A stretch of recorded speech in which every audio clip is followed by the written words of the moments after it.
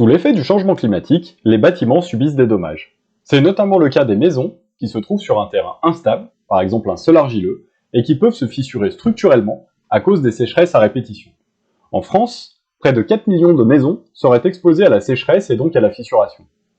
Pour les maisons récentes et anciennes, des garanties existent, et elles peuvent permettre de financer les travaux de réparation de l'ouvrage. Le plus souvent, il s'agit de travaux de reprise en sous-œuvre, comme des micro-pieux et des longrines de rigidification. Ces travaux sont souvent lourds et coûteux, d'autant plus qu'il faut compléter la réparation par des opérations de renforcement structurel, ainsi que par des travaux portant sur les embellissements. Sans indemnisation, le financement des travaux est généralement compliqué pour les sinistrés.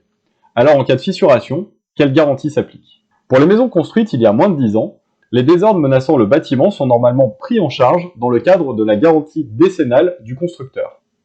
L'événement relevant d'une catastrophe naturelle ne constitue pas un cas de force majeure qui exonère la responsabilité de ce dernier. Retrouvez à l'écran les principales jurisprudences sur ce point.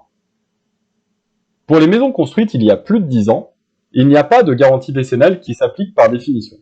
Mais l'assurance habitation peut prendre en charge les fissures dans le cadre de la garantie des catastrophes naturelles. Pour être indemnisé, un arrêté de catastrophe naturelle doit être pris par les pouvoirs publics. Il porte sur un événement naturel exceptionnel qui s'inscrit sur une période et un territoire définis. Des commissions interministérielles étudient régulièrement les dossiers envoyés par les communes. Elles se basent sur des données moyennes en hydrologie, géologie et en météorologie. La reconnaissance n'est pas systématique et quand un arrêté est pris, il existe de nombreuses barrières pour parvenir à être indemnisé. Nous verrons cela dans une prochaine vidéo.